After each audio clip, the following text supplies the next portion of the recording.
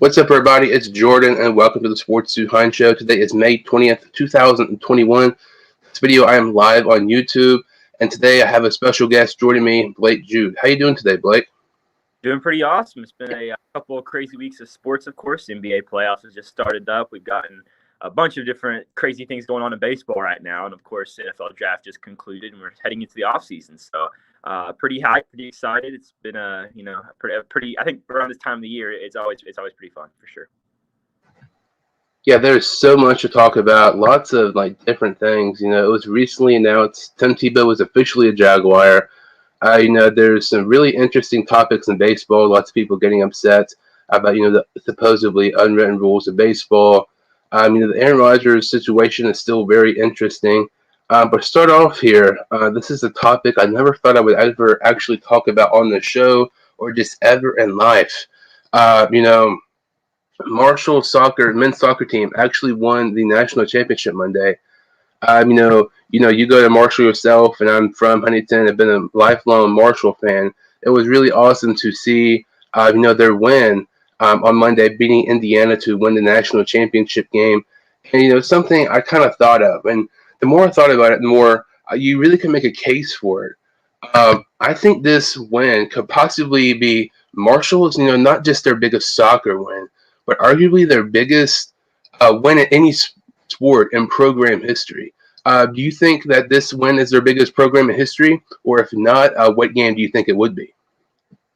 Yeah, it's a great question, and I think it definitely is in the conversation, and I actually might lean towards it actually being the biggest in history. Because this is the first time we've actually had a actual Division I NCAA championship win, I believe, ever. I could be wrong, but I believe this is the first ever time we've ever had that. And to see it be more, of course, it's modern. Indiana is practically the top team in NCAA soccer year round. They're always having great talent around there. It's a great team. And for Marshall to go in as a 10 seed in the NCAA tournament, preseason they were ranked number 1, so they were expected to be really good. End up disappointing a little in the regular season, but going into the postseason as a 10 seed and end up making it all the way to the tournament or to the finals and beating Indiana, a 3 seed, who is considered to be one of the best teams historically in NCAA soccer history, was really fascinating. And I was really happy to see all the guys be able to celebrate and be happy. There's loads of talent on that roster. I know a lot of players are going to go into the next level, go into pro leagues of soccer because they are extremely talented all around.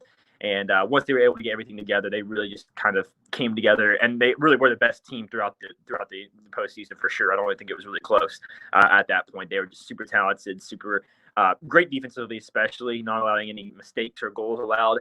I did think there's a couple of penalties and fouls that could have been cleaned up a little bit maybe, but offensively they were also amazing. And of course, the final goal coming in overtime for Jamil Roberts. It's overall really good game for Marshall soccer, and I definitely think it definitely is up there in the all-time win category for program wins just in the history of Marshall sports, especially considering now it's modern. Marshall is slowly becoming more and more well known, I think, among media. We're still getting people watching, We Are Marshall or seeing them play football in Conference USA, basketball. We're seeing more people recognize sports, I think, as the years go on. And for Marshall to get the notoriety of being the soccer champions this year, I think is huge for the program and huge for the athletic department in general. Yeah, being a Marshall fan my whole life, it was really cool to see them win a national championship. In any sport, that's something I never thought I would see happen. Not going to lie, we talked about before the show, that was pretty much my first ever game I watched of soccer. I don't know jack squat about soccer, but it was awesome to see them win. Do you think of Marshall, some people, who don't pay attention to college football much or sports, I was talking to somebody, they'd never even heard of Marshall before, which to me is just absolutely crazy. I know we're not the biggest school, but we're definitely not the smallest school. But when you think of Marshall, to me, the first things you think of are Randy Moss and just their football team in general. Because in the 90s, they were the most winningest team in the 90s of the decade. And you had, Leftwich in the early 2000s. 2011 to 2014, you had one of the most underrated quarterbacks of all time, and one of the most underrated college quarterbacks of all time, and Rakeem Cato. And we had Elmore a couple years ago with a tournament win against Wichita State. Marshall, they've been on the map for pretty much football the majority of their program. Basketball the last several years, But Marshall was actually their first tournament appearance in soccer was just a couple of years ago. Now, I mean, just 2 years later, they won a national championship. They beat the number one seed Clemson. They beat the defending champs. They beat North Carolina, and it was basically a home game because the Final Four of it was in North Carolina. They beat Indiana, who, like you said, is pretty much the most accomplished soccer team in Division I history. I would say this is probably the biggest win in program history. We do have a couple of championships in other sports, like in the 1940s.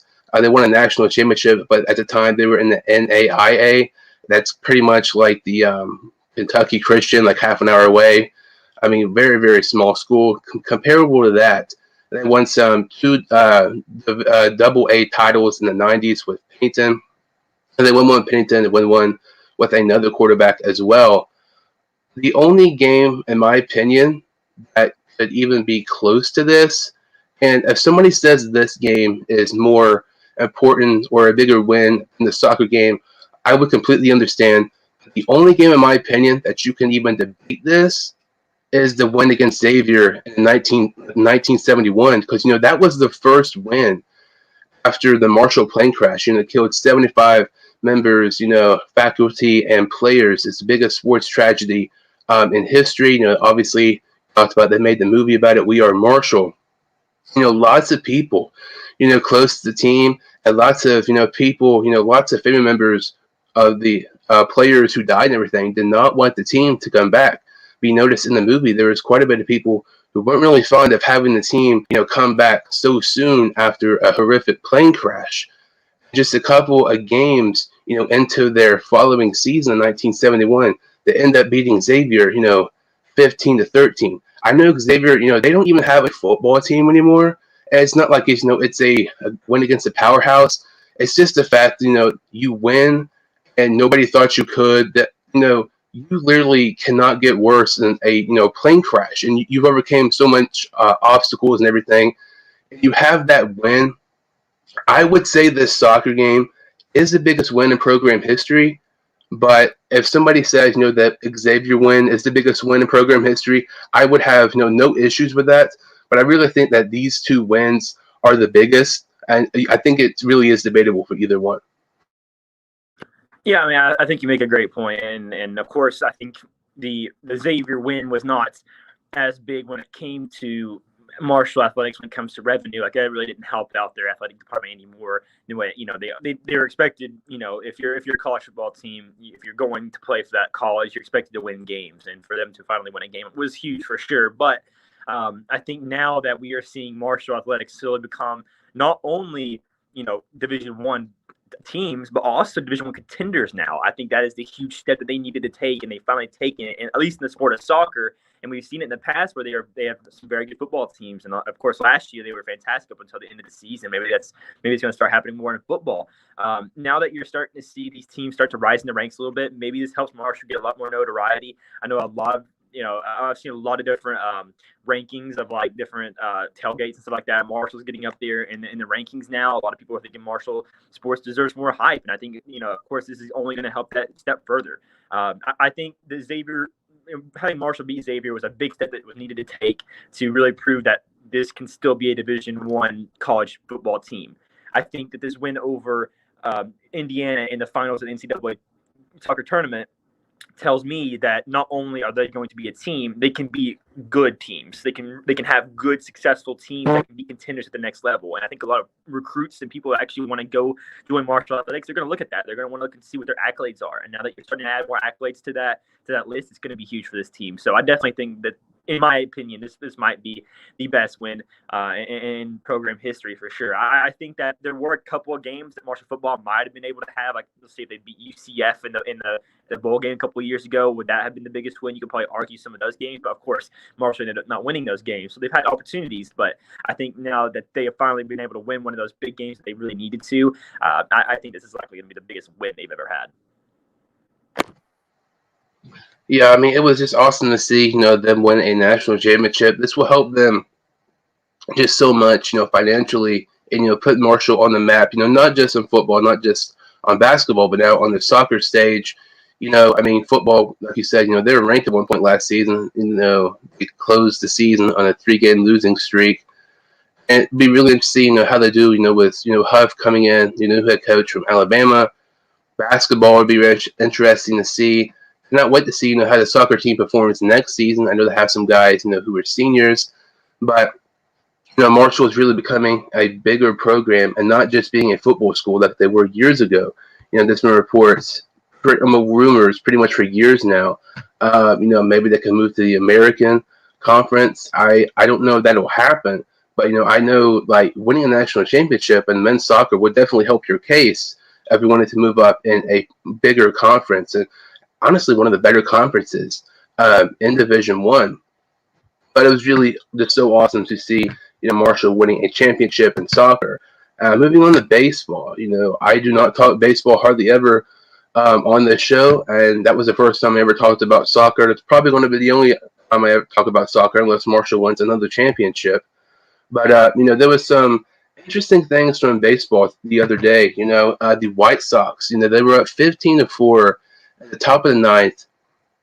Batter Yerman Mercedes for the White Sox was up. He hit a home run when the count was 3-0. And something interesting, they were playing against the Twins, and the Twins pitcher was actually, a position player. He was not an actual pitcher. He was pitching, and a 3-0 count, and he hit a home run. Lots of people are kind of upset, unwritten rules of baseball. It seems like they have this for pretty much everything. You got that Nick Castellanos for the Reds, Amir Garrett.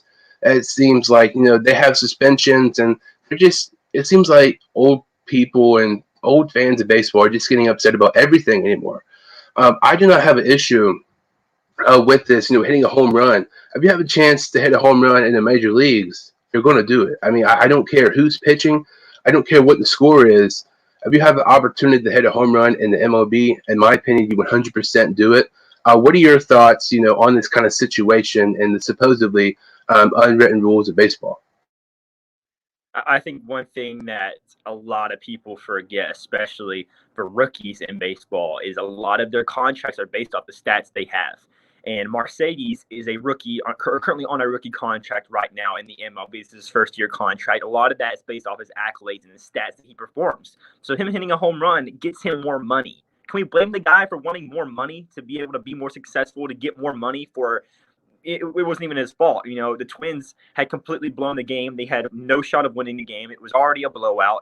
It was a shortstop or I don't even know what position he plays. A positional player pitching 45 miles per hour. If he's gonna get that right down the center of the plate and he wants to get more money, why not swing at it and get an easy home run? I don't see an issue with that at all. I think it's pretty crazy that we are seeing people complain about it, especially the White Sox coach not even defending him over it. I think that was really a shame. It really disappointed me to see that. I think that we are seeing an age where a lot of people miss the old days whenever it was the 3-4, 2-1 ball games, and people are starting to realize now that we're seeing it in all sports, not only baseball, but all sports. We're seeing more of these exciting games, more of these overtimes, more of these no hitters, more of these just offensive onslaughts. Like we're having games where because we're just overall seeing everyone get better. We're seeing more and more talent happen when we're continuing to progress each year.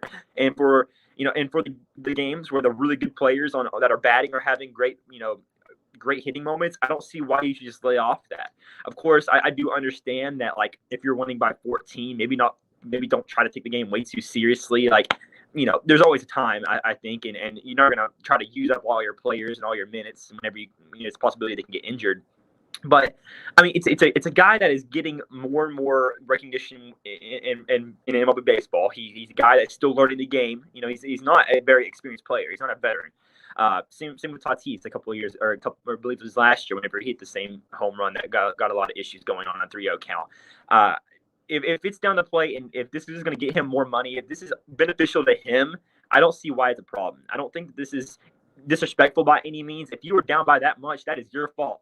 Deal with it. I don't care that, if you're losing that much, you could put in another pitcher. Like, obviously they gave up, so they're just going to put in a positional player and get through the rest of the innings. That doesn't mean you can stop hitting. You don't have to. You can just sit there and watch the play. That can hurt your stats. It can hurt your possible money in the future. So if you're going to go ahead and swing at it. I don't care. That's why Trevor Bauer talked about this. I completely agree with him. I think that it's a shame that you're seeing a lot of these quote-unquote old head coaches be disappointed in this type of behavior whenever this is just them trying to, show out and impress them, other people, so they can have more fans, more money. It's going to improve them as an individual, and I think that's what all you can ask for in baseball. Yeah, I completely agree. I just do not understand why people are getting upset about this. It really is ridiculous. It seems like no matter what's going on in baseball, people are finding just something stupid to complain about.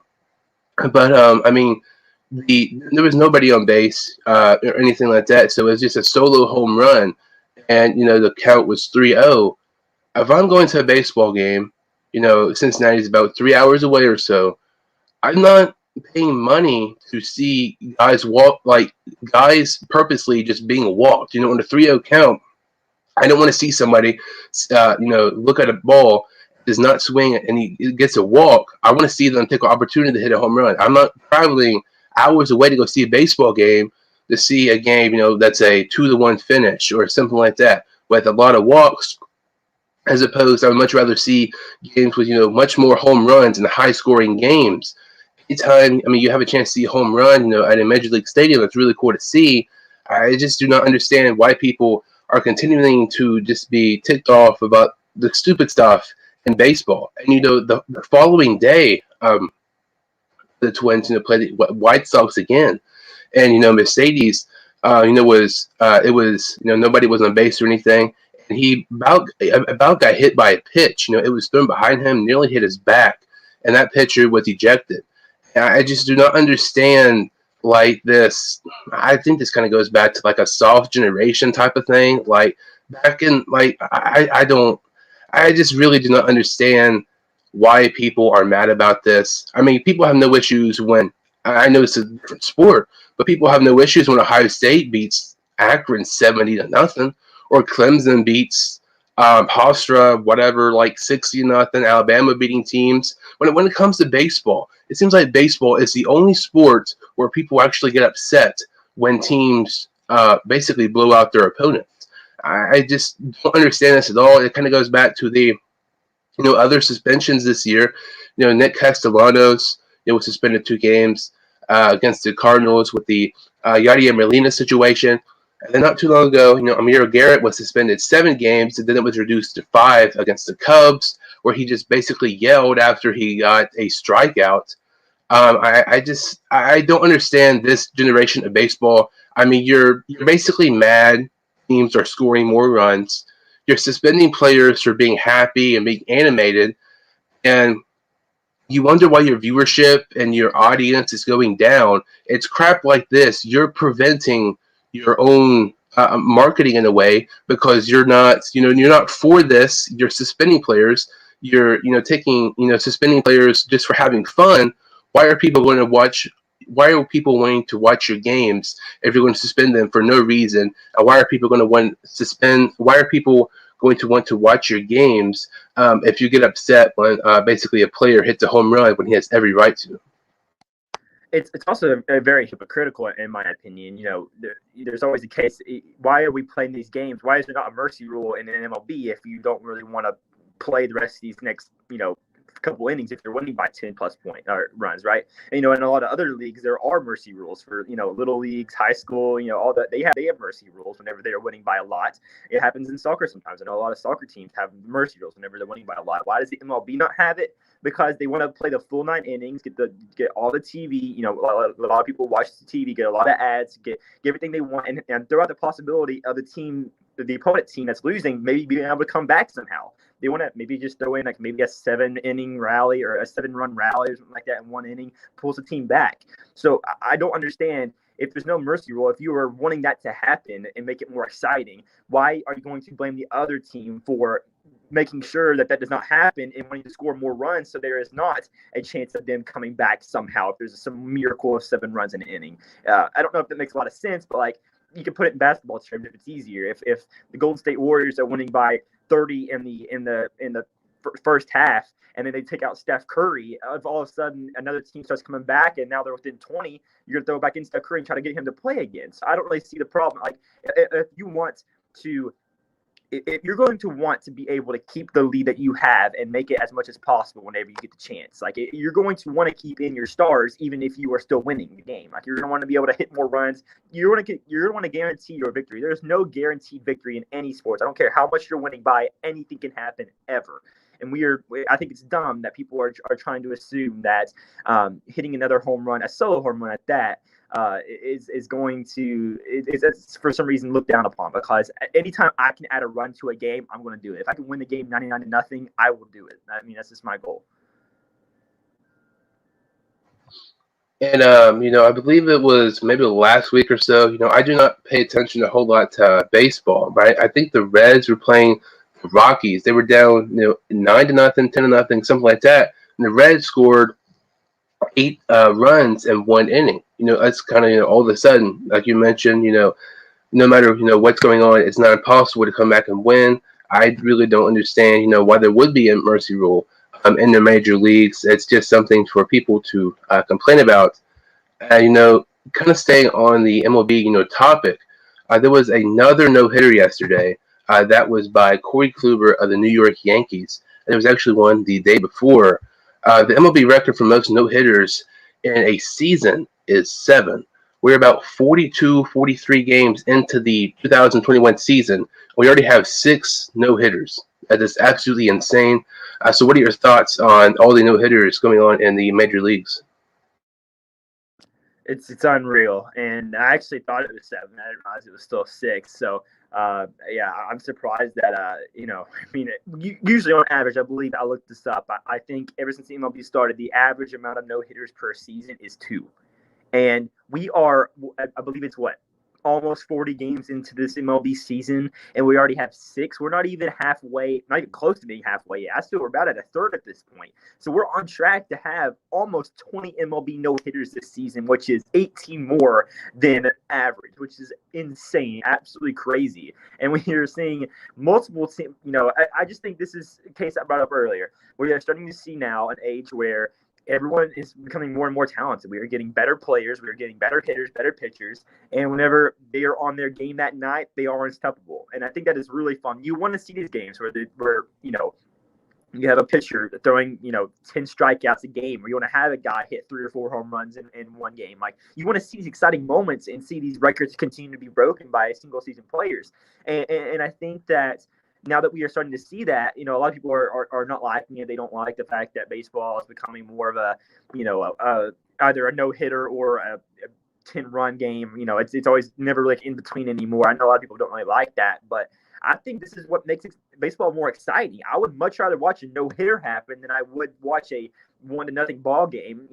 Just a non-eventful ball game where, they're still allowing hits. They're still, runners going on base, but nothing's happening. You're not getting any excitement. I want to see these games where you're actually cheering for someone. You want them to beat this big task they have in front of them in order to, to get a no-hitter, to break another record. Like, you want to see this more often. And I think this really helps the league, in my opinion. Though I do know that I believe someone said that that maybe they're considering changing the pitching mound, or maybe throw it back a little bit more, maybe change the baseball more. I don't really know how it's going to work out for sure. I've seen a couple of thoughts on that, and honestly, I don't really have any opinions on that. I'm not too sure all of the MLB, science behind the pitching mound and everything like that. I don't pretend like I know anything about that. But I think the way it is right now, you were getting a lot of excitement. You're still having hitters hit really well. There's still plenty of home runs, plenty of all that's going on. But you're also having these exciting no-hitters on top of that. You're getting a lot more of the outside on opposite spectrums, and we really like to see that. I think this is really what makes the game a lot funner. Yeah, if I watch baseball, which I just really can't get into it. Like, if I watch a couple innings, if I watch a full game, I'm pretty much on my phone half the time. I just really cannot get into it. The thing that intrigues me, if it's a high-scoring game or if it's a no-hitter, and, no-hitters this season, there's 6. Technically, I believe it was Madison Bumgarner. I could be wrong. There's 7 because, he threw that, like I said, I might not have been Bumgarner, but I know it was one of the more premier pitchers in the league. He threw a no-hitter in a 7-game inning. It was the second game of a doubleheader, I believe. And since it was not a 9-inning game, that did not technically count in the MLB rulebook. So in a way, you could consider there's actually 7 no hitters this season. I really like no hitters; they're fun and everything. It makes you really want to watch baseball, regardless of even if you're a big fan or not. The one thing I want to say though, if this was any other year, I would not really say this, but this season, kind of in particular, this kind of reminds me of the NBA. I mean, you think of triple doubles, you think lots of players have them sometimes. And Russell Westbrook, I mean, he's averaged a triple double for nearly the past 3 or 4 years now. And in the NBA, it's kind of like triple doubles are a lot more common. A decade, 15 years ago or so, it wasn't really common, not nearly as much. I know Oscar Robinson had that fantastic season years ago, averaging a triple double one year. 20 years ago, 15 years ago, there was not many nearly as triple doubles. And as we come into a more different era of basketball, there's a lot more. And it's not really as, I would say, exciting or interesting because it's happening so often.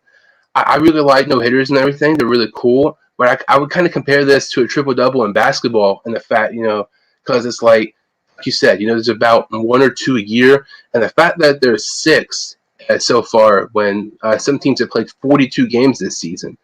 It's kind of, I wouldn't say it's demolishing the greatness in a way, but I don't really know how to describe it. It's kind of like when there's 6 and there's basically one a week, they're not becoming as spectacular because they're happening so often. Kind of like the triple double comparison in the NBA. To me, I would love to see a no hitter in baseball. If I have a chance to watch it, I'm definitely going to see it. To me, I think the thing in baseball that is just amazing to see, nothing better than, is a perfect game. We don't see those very often. There's not been one, I don't think, in quite some time. You look at all the sports. I mean, you look, football, baseball, and basketball. I would say that's probably the most difficult thing to accomplish for a team. Um, I mean, these no hitters are spectacular and everything, but I think with just having 6 already this season, they're kind of taking greatness away because they're happening so often. They're becoming not as special in a way, in my opinion.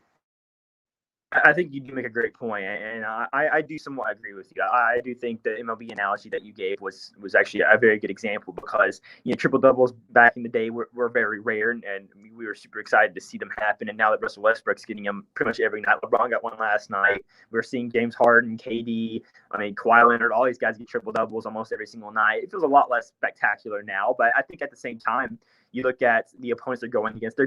Russ Westbrook's going against another guy who can average triple doubles. So now you have a matchup between 2 guys who can get triple doubles, which overall increases the competition between the 2 players, which I think makes it a lot more exciting. But I think I do think that there is definitely seeing that a lot of these accolades are being broken pretty easily kind of, maybe makes it a little less exciting now. But I think we're starting to see, all this tells me for really is that we're starting to see players get a lot better. And that's all we really want in this league. We want to see players continue to get better and better and continue to go against each other and get higher level play.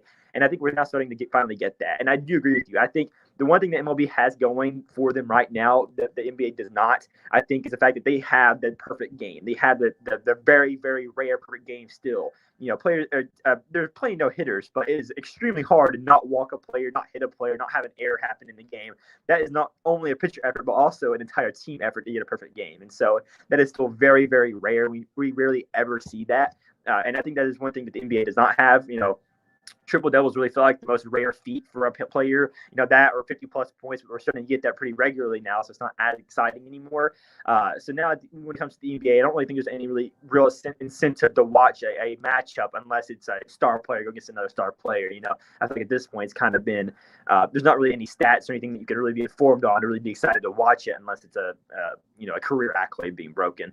I think for the MLB, if there's a perfect game going on television, you want to go watch it because it is still an extremely big feat and it's still really exciting to happen. So no hitters might be getting a little bit more common and a little less exciting.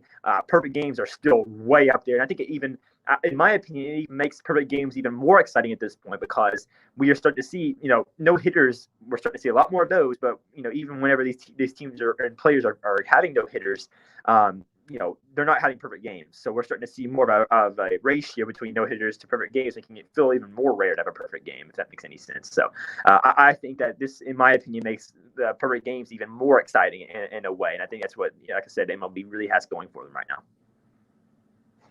It'll be really interesting to see how many, no hitters at the end of the season in the major leagues. I think it'll be really cool to see double digits in no hitters. That's something you never thought you'd hear, but with this season, it really is possible. With 6 already, technically 7. Who knows how many we will have at the end of the season? So switching gears to the NFL, we've talked about soccer and baseball for about half an hour. That's something I did not think I would be doing, on the episode anytime soon, because I'm really not into either one of those sports much. But moving on to the NFL, the Aaron Rodgers situation, as it's very interesting. According to Tom Silverstein of the Milwaukee Journal, the offer of Aaron Rodgers would start off with 2 first-round picks, a day 2 pick, and a starting caliber player. I do not believe this is the asking price at all. Aaron Rodgers is a top 5 quarterback of all time. He's one of the most talented quarterbacks ever. He's won a Super Bowl. He really should have more Super Bowl wins because in the past several seasons they've not been able to go to the Super Bowl, but they've been in the NFC championship game. But Aaron Rodgers is one of the all-time greats. He just won the MVP. I think his asking price would be a lot more than this. But realistically, I don't really see Aaron Rodgers being traded. I'd be really interested to see, what happens though. I do have a few teams who I think he could go to if he wouldn't being traded. This asking price, in my opinion, though, I just really do not think this is the full story. I think if a team offered this, I think the Packers would immediately reject it. I think the offer has to start off with at least 3 first-round picks. You look at some of these, top players, some of these trades in the NFL draft. The 49ers traded 3 first-round picks to move up to get Trey Lance as 3rd overall. Trey Lance was a great prospect. He had the chance to be one of the better quarterbacks in the NFL in the next few years. But if I'm trading 3 first-round picks, I'm definitely going to be trading those 3 first-round picks and some other draft capital.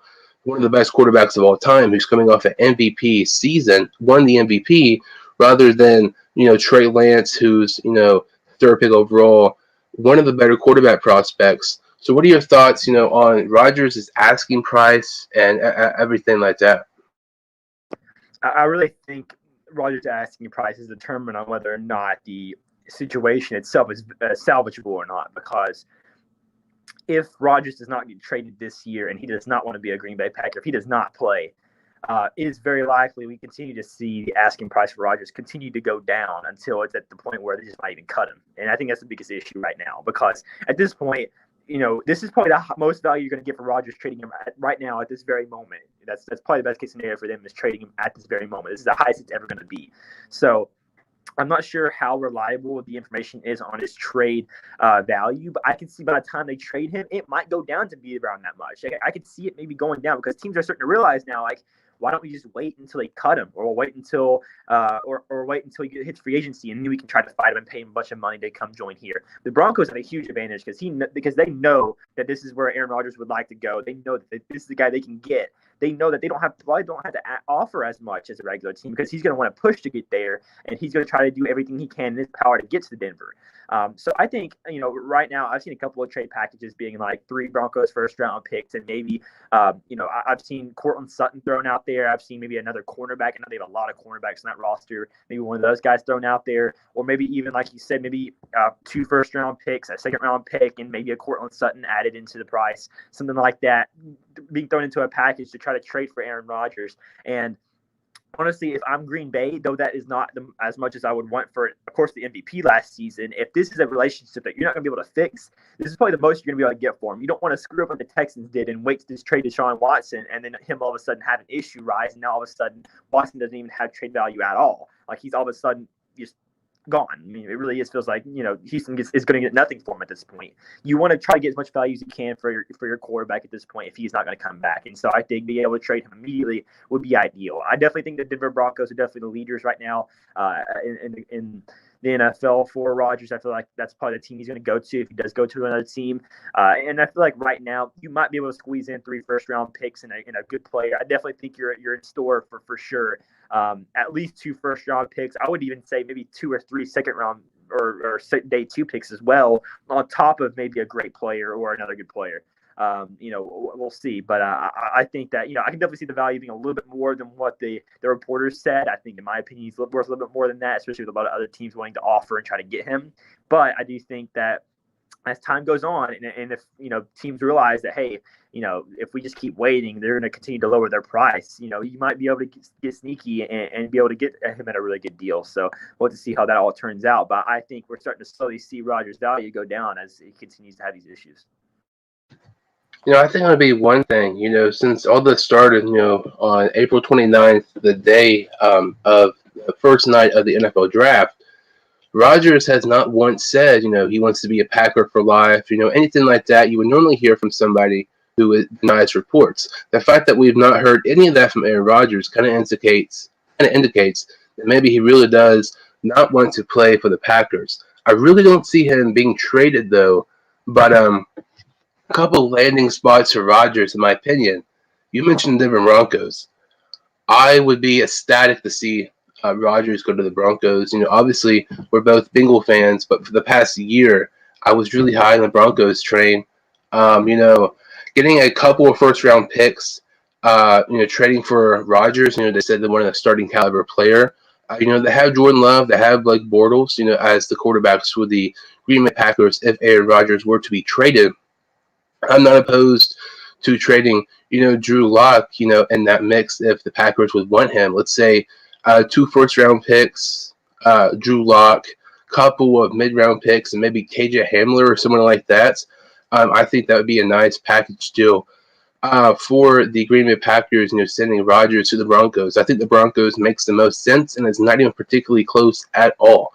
Lock, last season, it's basically an MVP trade for MVP trade. Lock should have won the MVP last season. We'll just leave it at that. Rodgers was the MVP. But I just really think the Broncos, you traded up to get Javonte Williams. You have a nice secondary and Fuller, who was all-pro during his time in Chicago with Vic Fangio. You got Surtain. You look at your offense. Cortland Sutton, Jerry Jeudy, KJ Hamler, Melvin Gordon, Noah Fant, Albert O, the tight end from Missouri, Tim Patrick. They really have one of the best young offenses in the NFL. If Rodgers were to go to the Broncos, they're immediately Super Bowl contenders. I know that, some people say that's kind of ridiculous. But there was a reason why I was high on the Broncos last season. If they just have average quarterback play, I think they're a playoff team. You add a top 5 quarterback all time, they're a Super Bowl contender, in my opinion. I think a couple other teams here I like. One is the Miami Dolphins. I know that kind of sounds stupid, but I know the Dolphins won some games last season despite Tua being very inconsistent. But if you're having to take a chance on somebody you don't know how he's going to end up, odds of him being better than Aaron Rodgers are basically, I would say, 0.001. I don't see Tua being a great quarterback. Maybe package a deal, maybe trade some draft picks, get Aaron Rodgers. Another team here I like, this kind of surprises people, the New York Giants. Lots of people hate on Broncos quarterback Drew Lock. He does not have a good record. He's not good and everything like that. I believe he's 8-10 as a starter. Daniel Jones, the quarterback of the Giants, I believe he's 8-18 as a starter. Daniel Jones has a worse record as a starter than Drew Lock does. Daniel Jones, I believe, in 2 seasons has around 30 fumbles as well. He's very inconsistent. He's about average at best. Something else, the Giants have some draft capital in the next season. In the 2022 draft, they have 2 first-round picks. One is theirs, and the other is the first-round pick from the Chicago Bears, trading back for the Bears, trading up to get Justin Fields. And you look at the Giants, they have a nice team. They have Barkley coming back off a season-ending injury. They have Kenny Golladay, Shepard, Evan Ingram. They drafted Kadarius Toney, who was a really, really nice receiver coming out of Florida. They have a decent defense. The end of the season, on a decent note, I think the Giants would be much better. A couple, like I said, a couple of teams for me for Rodgers is the Broncos, hands down, easily the favorites. I like the Dolphins as well, and I really like as a dark horse the New York Giants. Yeah, I'll agree with you on the Broncos. I think they're definitely probably the favorites at this point. I'm going to try to go a couple other directions with the other two teams that I'm going to list here. I think one team that, might not – I do question whether or not they have the capital to trade for him, but if they are able to find a package to put together for him, I think it could really, really work out well, is New Orleans Saints. I think they're a team that is in dire need of getting a good quarterback on the roster. Jameis Winston's a guy that, we've seen him in the league starting as a regular quarterback for quite a few times, I think, at this point. And though they think they may not be able to get something extra out of him, I don't know if it's a guarantee at this point. And we know the Saints have a roster that's capable of winning right now. If they had a really good quarterback with their system, Alvin Kamara, Michael Thomas, two great weapons for any quarterback there. You have a pretty capable offensive line at this point with Ryan Repchek, Taron Armstead, a lot of those guys. You have a pretty good defense with guys like, I'm blanking on Marcus Williams, for example, Cam Jordan, a lot of these great players that could really work out well for this team. Demario Davis as well. Just a lot of really good, talented players on this roster overall. If you're able to package together a deal and get it to the Packers, be able to trade as many first round picks as you could probably offer to them at this point, to go along with maybe a valuable or defensive player, I would say probably what they would look more towards, maybe Demario Davis type guy, if they're able to shop him, or maybe one of their outside corners that are pretty talented. Like I think if you're able to swap some of those players and some of these picks for a guy like Aaron Rodgers, who can come in, work with guys like Alvin Kamara, Michael Thomas, have a really good offensive line around them, they could really do some great work there in New Orleans. And of course, New Orleans does have a couple of other holes on their roster. I think that a lot of the cap issues last year forced them to get rid of a lot of players that could have been pretty good rotational guys or low-end starters for your team. But I do think that their top-end talent is very, very good. That's something Green Bay never really had, was a lot of top-end talent. They had Devontae Adams, of course, but everyone else kind of felt like maybe average. And I think at this point, it wasn't really any particular holes in the team, but nothing really particularly too great. I think that was the big reason why we never really saw Green Bay go over the hump and beat these other elite teams like the Tampa Bay Buccaneers or the Seattle Seahawks, for example. So I think the Saints are definitely one of those teams that could be a good contender. And the other team I was going to think about laying out, and this is like a dark horse, off the wall, just completely random team, is the Philadelphia Eagles. And hear me out. I know it sounds a little crazy. I know Jalen Hurts is currently going to be the starter for the team this year, and there's very likely maybe a case where he might be the future starter for the team. However, I do think that we are starting to see a new regime kind of change in Philadelphia. They're getting a lot of young rookies coming in place, especially along the trenches, getting a lot of young offensive linemen for this team. Of course, you got Devontae Smith. You have, I think, a very underrated wide receiver core, like Jalen Reagor, John Hightower, J.J. Arcega-Whiteside. A lot of these guys who are high in draft picks who haven't really showed a lot of potential yet, but I think Will Travis Fulgham as well is out there. You have guys like Dallas Goedert at tight end, I think is very talented. And you have a very good defensive line. I don't talk about Fletcher Cox, Brandon Graham, a lot of those guys. Darius Slay's back in the cornerback room. You have a couple of talents back there. I think this is a team that, if they're able to add Aaron Rodgers, this puts them on a map in a division that is very, very easy. The NFC East is a very easy division. And, this team is going to have a lot of cap space, and they got rid of Carson Wentz last season, pretty much. They're going to have a lot more cap space going into this season. A lot of these older veterans are retiring. You're going to probably trade away Zach Ertz, get some more picks for that. Now that you're getting rid of all these options and players for your team, I think being able to add a guy like Aaron Rodgers could make a lot of sense and can help you push into being more of a contender, because I think the NFC East last year was wide open, so I don't see why it wouldn't be again this year, especially if Philadelphia Eagles were able to add Rodgers. I think this probably puts them as a favorites in the division right now at this point, because I think the roster is, we saw Carson Wentz struggle with a poor offensive line, but I think now that they're completely back and they're healthy, that was a big reason why they didn't have great offense last year, because they couldn't stay healthy. Now that everyone's healthy and able to stay together, I could see that possibly being a dark horse team that can probably go for Rodgers for sure. I like that, possible target the Eagles. You mentioned Jalen Hurts. I'm not really sold on Jalen Hurts at all. He's 1-3 in his starts. You look at his games. It seems like, he can throw, wide open passes, kind of like he did at Oklahoma when it comes to, deep balls and, players, on routes, great being targeted, being covered really well. It's much more difficult for Hurts. If I have an opportunity to take Rodgers or Hurts, you definitely take Rodgers. If the Eagles would get Rodgers, I mean, that definitely does put them arguably favorites in the NFC East. I really think it makes that division much more intriguing. Because despite that division being so awful last season, I think it's one of the more intriguing divisions this season. Because the Redskins, the Cowboys, and the Giants, all three of those teams, in my opinion, are going to be more improved than they were last season. The Eagles are that one team that you're not really sure about. But Rodgers there with the Eagles is really interesting. The only thing I would say about Rodgers to the Eagles is that if Rodgers gets traded to the team, I think it would be a team who's like, if you get Aaron Rodgers in that team, that's immediately a Super Bowl contender team. I do not really think that's the case for the Eagles. I think that puts them in the contender to win the NFC East, definitely. But to say that would help them be a Super Bowl contender, I don't really think that would be the case. That would be my only issue with the Eagles.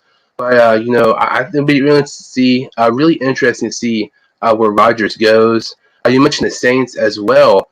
That would be really interesting. I mean, Sean Payton and Drew Brees have been one of the best head coach and quarterback duos for the past decade and a half now. Brees obviously retired, and now have Jameis Winston. And I know I've said it a lot talking about Jameis Winston. I think we're going to look back in 5-10 years from now, that 30 for 30 season, 30 touchdowns, 30 interceptions, but also over 5,000 yards. We're going to look back and say that's one of the most underrated seasons as a quarterback in NFL history.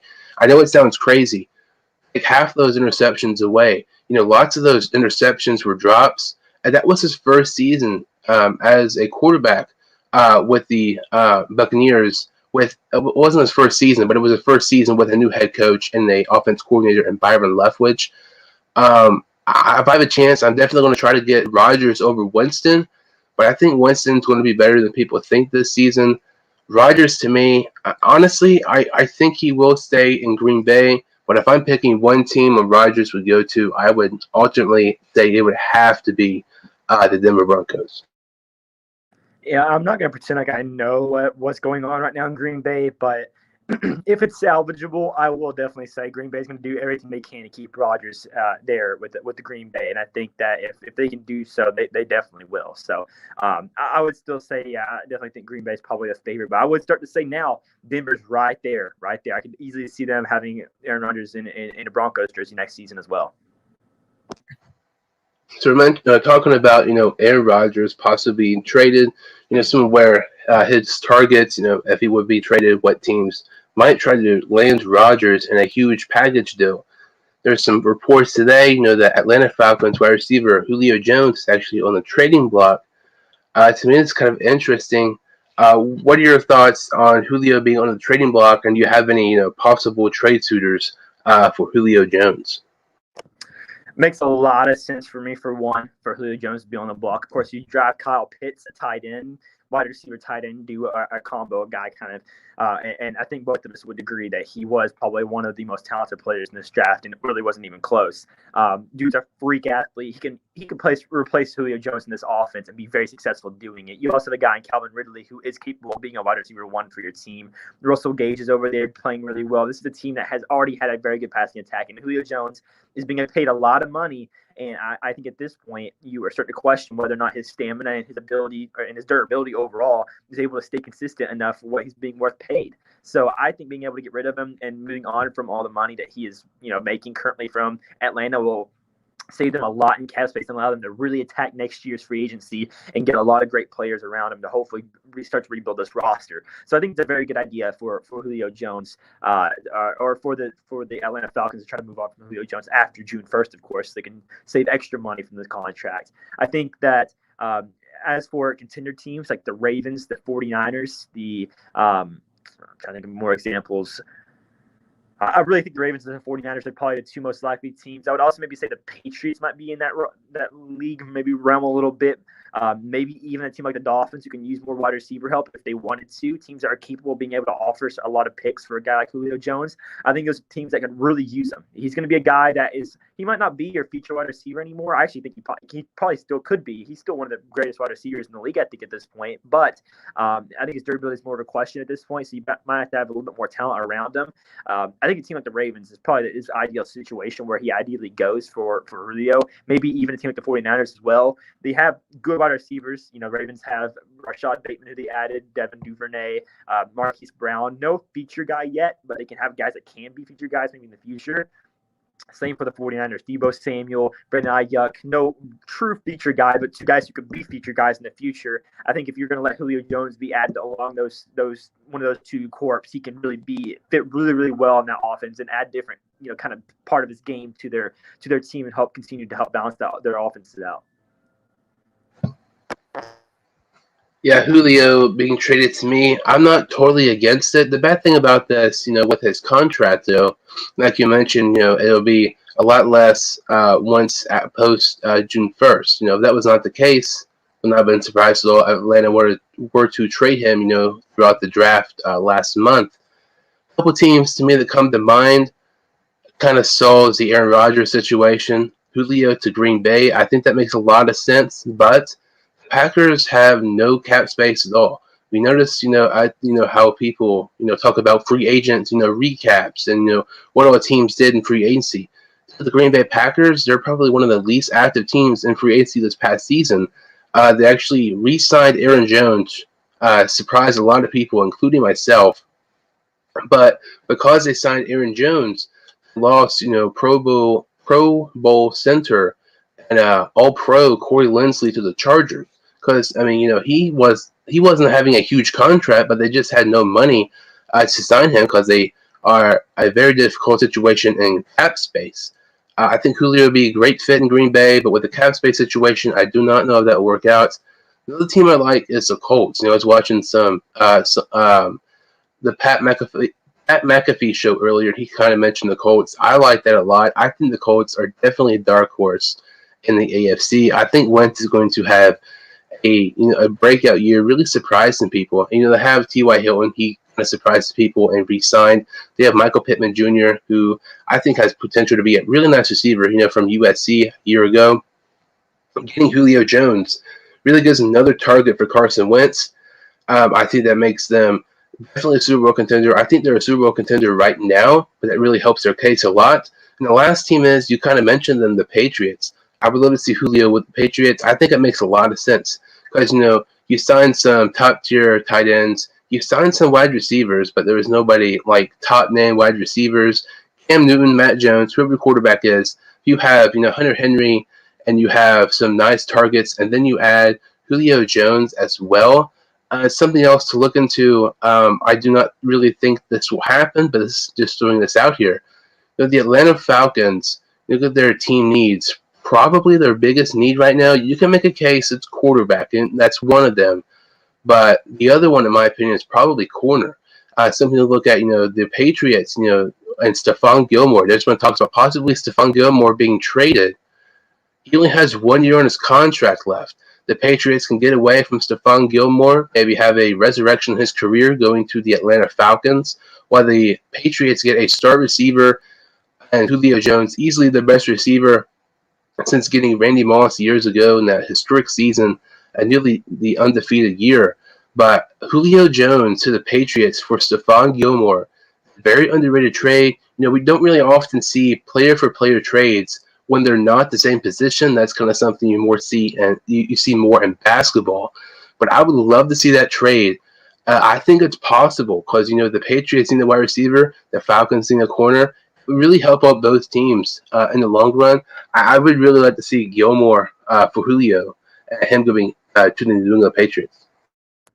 I could definitely see a couple of draft picks being inserted in that trade as well. Maybe like a pick swap, maybe like a third-round pick and a second-round pick included somewhat to try to make it a little bit more even. Because I do think, you could argue at this point Julio might have a little bit more value than Stephon Gilmore. So maybe it could be Julio in a third for Stephon Gilmore in a second, just to give the Falcons a little bit more incentive to want to make the trade actually. But I do think this is that makes a lot of sense for a trade that can improve both teams considerably, because we already know the Falcons are going to have their big three of Pitts, Ridley, and Gage. So might as well, have those three guys go out there while also adding another extra talent at corner, which you need extremely, as you mentioned. It's a huge need for right now for the Falcons. As for the Patriots, you already have got J.C. Jackson you can trust. You have a bunch of corners and safeties already on that roster that you like. Your wide receivers have been your biggest problem for the last couple of years for sure. So getting guy Julio Jones could, of course, also starkly improve your offense and really help out both quarterbacks if they, whenever they actually need it. So I do think that's a trade that can for sure help both teams. And I would like to see Julio Jones traded. I think it's best for him and for the Falcons as well. I'm interested to see how much is given up for him. I think it's a big question mark right now because, he's a great player. I think you could still argue he might still be a top 10 wide receiver in this league right now, but him getting up there in age, having some injury issues, his big contract, I wonder how it's going to factor into a lot of these trades. I wonder, is it going to be 2 first-round picks? Is it going to be 1 first-round pick? How's that going to work out? We'll have to see. Yeah, Julio Jones kind of reminds me of A.J. Green. They were both drafted the same year. Both in the top 10 in 2011. Julio is getting up there in age. He's getting kind of injury-prone in the last year or so. We really love to see him win a Super Bowl ring before he retires because he's definitely been one of the most fun receivers to watch throughout this past decade. And, talking of receivers, the Patriots, former Patriot for a very, very, very short time, Tim Tebow, officially signed with the Jacksonville Jaguars today. This, I know lots of people are upset about this, but what are your thoughts on Tebow going to the Jaguars? This is a pretty crazy situation, but I will say it's not too uncommon. We see coaches get some of their former players to add to their team just to see how it works out. We do see this a lot in the league, and we're seeing it a lot with the Bengals, a team that we're a fan of. I don't think Thaddeus Moss would be a Bengal if it wasn't for Joe Burrow. I really don't. I don't even think Joe Burrow, I don't think you actively try to campaign to sign him either. I think the Bengals just saw Thaddeus Moss and knows the chemistry they have with Burrow, and you're like, hey, let's try to see if we can match him up. We see this a lot in the league. Of course, Urban Meyer he was put on, I don't want to say put on the map. This is where Urban Meyer is most well known, was for his Florida teams with Tim Tebow and those stacked teams, guys like Aaron Hernandez and a lot of those great players on that squad.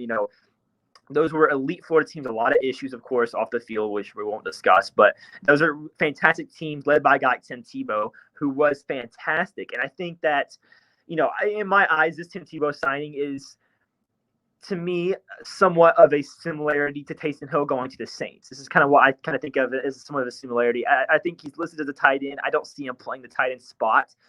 He's certainly not going to start. At best, he's going to be a rotational guy, and I don't even know if he makes the roster. It's still a big question mark if he does. I think Urban Meyer signing Tim Tebow is just saying, let's see if we can create some packages, get some more flavor, get some differences for this offense, and see if we can get a great quarterback like Trevor Lawrence, an extra weapon, and a guy Tim Tebow who could be dangerous passing in the backfield if need be. He can be a running back, maybe be a good pass catcher as a tight end or an outside wide receiver. He can be a good Swiss Army knife for your team, a guy like Taysom Hill already is. I don't think Tim Tebow is on Taysom Hill's level, but they are similar age. People forget that Taysom Hill is actually really old. So if Tim Tebow is able to stay with his peak athleticism, be able to go out there and prove himself, and be able to maybe not only be able to catch and run the ball at an elite level, but also be able to still be pretty dangerous in the passing game. I think this could be a signing that might not be anything too special. I don't think he's going to be as good as Taysom Hill. I don't see that being a case, but I think it's a low risk, high reward signing, in my opinion. I don't think there's much risk in the signing guy like Tim Tebow. He's not going to make a lot of money. And I think that if it works out, if you can get another Taysom Hill, you'll take it. You want that. You want an extra layer to your offense that you can use. So I'm one of the few people that is actually probably defending this signing somewhat, because you had 90 spots to add into your team. Why don't you add a guy that you're already so familiar with that can be a good Swiss Army knife for your team? I don't see the problem with that. I know that Tim Tebow is not going to be a good quarterback at the next level. He obviously after he was cut by the Broncos, I believe it was, he really didn't amount to anything outside of that. But if you can use him in a different way as somewhat of a Swiss Army knife type, maybe things can change for him. Maybe he can improve. So I think it's just one of these cases where we're just going to have to wait and see how it turns out. And this is something I'm not going to judge until I actually see how it turns out. Yeah, hearing this news, on draft day, when Tebow is going to have it worked out with the Jaguars, kind of thought, all Myers is doing Tebow a favor, not really expecting, Tebow to actually sign with the Jaguars. About a month later, it actually happens. Um, Growing up, Tebow was probably one of my favorite NFL players of all time. This is really cool to see. I know he's not played in the league, I believe, since 2012, 2013. His last full year starting, he won a game. He has a over 500%, over 50% record as a starter in the NFL as a quarterback. Obviously, we know he's not going to be a starting quarterback, but people say, why is he playing? It's not fair to some other people, who's not getting a chance. It's just one player. And, like I said, he's not playing forever. It's not fair that, he's signing. It's not fair the way he left the NFL. I'm not saying he was a great quarterback. He sucked. I mean, I'm going to be perfectly honest. Being a Tebow fan, he was not a good quarterback. But Tim Tebow has as many playoff wins as Andy Dalton, Kyler Murray, Justin Herbert, Matthew Stafford, and as many playoff wins as Dak Prescott. They both have one, and as many playoff wins as Lamar Jackson. They both have one. I'm not saying Tebow's a better quarterback than those guys, but Tim Tebow won a playoff game. It's something a decent amount of the starting quarterbacks in the NFL can't say they've done right now. Honestly, I like the signing. I know lots of people are upset about it. Realistically, though, like you said, it's not even a guarantee he makes the team. Really interested to see how this plays out. Honestly, I do not think he's going to be a big part of their offense, even if he makes the team. I don't see him being a huge piece or a piece kind of like Taysom Hill is at times with the Saints. I think it's more likely, it's going to sound crazy, I think it's more likely Tim Tebow has a match in AEW than he has a huge impact in the Jacksonville Jaguars offense. I know that sounds stupid, but Shad Khan is the owner of the Jacksonville Jaguars. His son Tony Khan is the owner of All Elite Wrestling, AEW. And Tim Tebow said before he wouldn't be against me maybe getting in the ring. At that standpoint, I think it'll be interesting to see. I just don't really see Tebow being a big factor with the Jaguars. I would love to see it happen, but I don't think it will, even though being a big Tebow fan. One thing, though, is for sure, once Tim Tebow's professional sports career is over, we absolutely have to get a 30 for 30 of Tim Tebow. I mean, he played at Florida where I forgot the stat. I believe over 33% of the players during the national championship season were arrested or something crazy. He goes to Denver, wins a playoff game, goes to different other teams after that, like the Jets and the Patriots, then plays Major League Baseball for a couple years, and then comes back in the NFL like nothing ever happened. I would love to see a 30 for 30 at Tim Tebow someday. This storyline is something I never thought I would say again, especially since he's not played in forever. I mean, we're talking about soccer, which I don't know anything about, baseball, which I don't really like as much, and then Tim freaking Tebow signing with the Jaguars. This episode really has pretty much tons of topics never thought I'd be talking about in here. But I'm really excited to see this Tim Tebow situation. Unfortunately, though, I just do not really think it'll play out well in Tim Tebow's favor. And to be honest with you, this isn't a signing that is, you're not paying him $10-15 million to come in here and be a starter-worthy player. I mean, he's getting I'm not sure the exact contract details, but I would assume he's not getting anything more than $2 million at max in this signing. So it's not going to be anything that is too over the top at this point. And I think the whole entire argument of there's so many other players that deserve to be on the roster over, I think it's a dumb argument, because Urban Meyer knows how to use, if there's any coach in any sport that knows how to use Tim Tebow, it is probably going to be Urban Meyer, since he knows Tim Tebow almost better than anyone else at this point. He's had a lot of experience with Tim Tebow. He knows his strengths. He knows his weaknesses.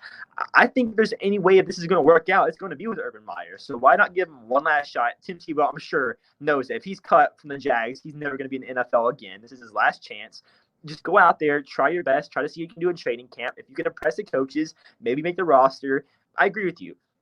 He's not going to be a big he's not going to by any means take snaps away from Trevor Lawrence. He's not going to be a starting tight end. He's not going to be a regular occurring player on this team. But if you can make him a somewhat of a Swiss Army knife, a trick play, kind of master in some ways, I think this could be where he could maybe, sit and stay for a year or two maybe. So we'll have to see how it works out. I'm not too confident this is going to be anything more than what we just see right now, just a signing, and it's probably going to get cut later on. But I do think that this is going to be something that I want to monitor, and I want to see how it works out. And if he makes the roster, I want to see him play. I want to see how he's changed and how he's improved, or if he's improved at all.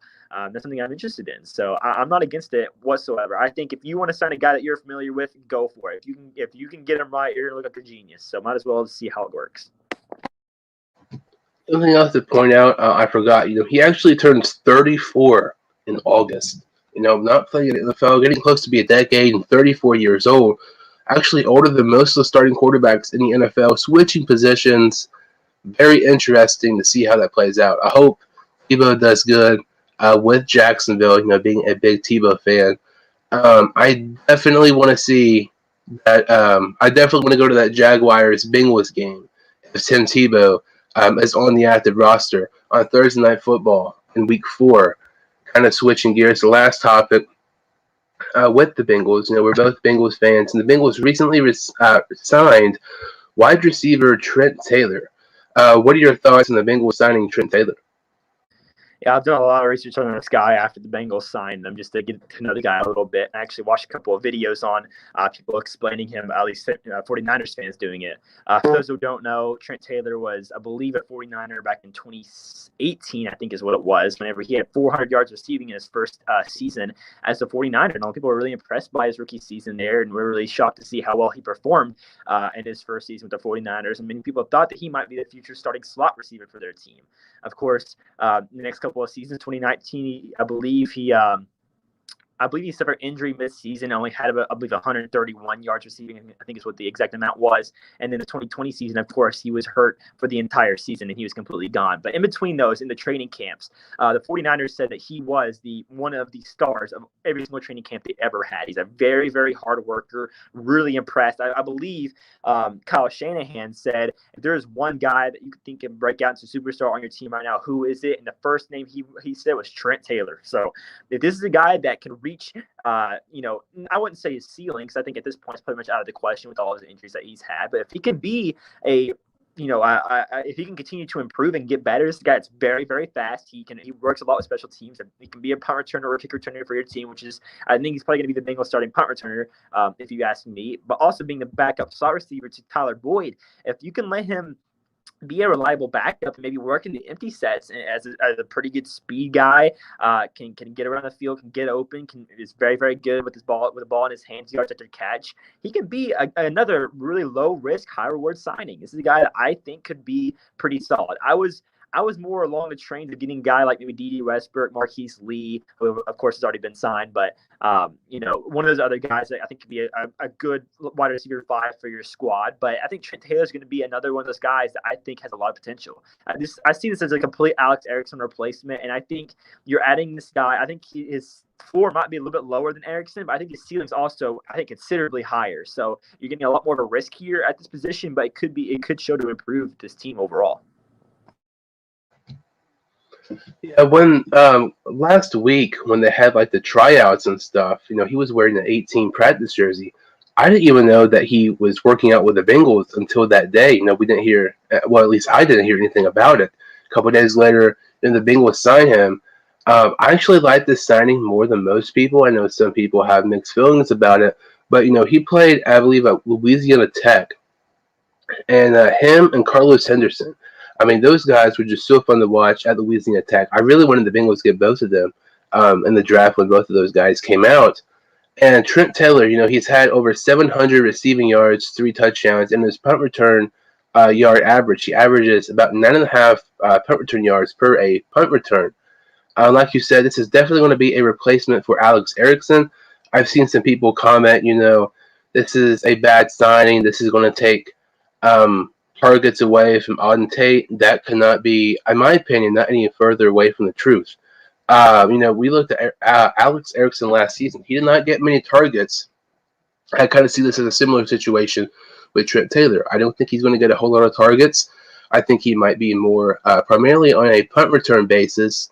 I like this signing. The only issue I have with this, though, you mentioned some of those free agent guys like Marquise Lee. At the same time, some of our late round picks, I'm not sure all of our, draft picks will end up making the team. I kind of would rather see us maybe take a Trey Walker from San Jose State, Trevon Grimes from Florida, some of those wide receivers. I believe it's Jonathan Adams Jr. from Arkansas State. Some of those guys who drafted. I really like those guys a lot. Maybe taking them over, Trent Taylor. We've heard for quite some time the Bengals are going to sign a veteran wide receiver. It turned out being Trent Taylor. You kind of expected it to be more than Trent Taylor, but at the same time, overall, I think I like this signing quite a bit.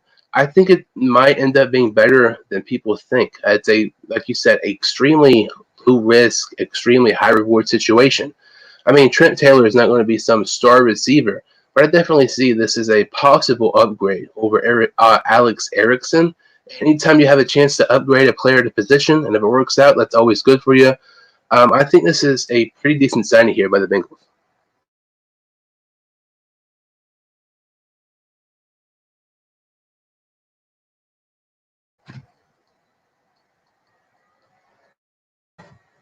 You're on mute. Sorry about that. But I think that one thing a lot of people don't talk about with this signing, and one thing that I think is a big factor that people aren't necessarily paying attention to as much, is the fact that you have guys on the outside like Jamar Chase and T. Higgins who can also play on the inside. And a lot of people are worried that, like, if Tyler Boyd's hurt, this is the first guy coming up. That's not necessarily the case. You can move a guy like T. Higgins on the inside and throw in Auden Tate and still have a really good three core of wide receivers there. Trent Taylor's not forced to play a lot on offense at all. If he's not going to work out there, he does not have to play there, because I think he can be wide receiver 6 for this team. You can have Mike Thomas and Auden Tate over him at this point, and I think it can work out still. I also think another thing that the Bengals have said and have really made clear that not many people recognize, or maybe not even know, they have a lot of faith in a couple of these undrafted free agent guys that they have right now. Scotty Washington is a big. There a lot of the front office members are a big fan of Scotty Washington. They really like his game a lot, and if he can continue to show out in training camp, he might be an underrated player to make this roster possibly. Stanley Morgan has been considered the special teams ace of the team right now, and a lot of people really like him as possibly being another good slot receiver for the squad. Trenton Irwin has been a very hard worker that the Bengals have never wanted to get rid of and wanted to see him get an opportunity eventually. They have a lot of guys under Trent Taylor as well to contend and make him better. So if Trent Taylor doesn't work out, there's a bunch of other guys that I think can. Jimmy Robinson, another guy that I actually have got to talk to a couple of times, an undrafted free agent that has been added. He is currently trying out for the team. I don't believe he's signed yet, but I believe he might be invited to a couple of other camps. If he's able to work out, pretty much a running back wide receiver hybrid of some sort, but also a very good returner. I think he ran a 4.28 this pro day, so very well known for having a very fast 40.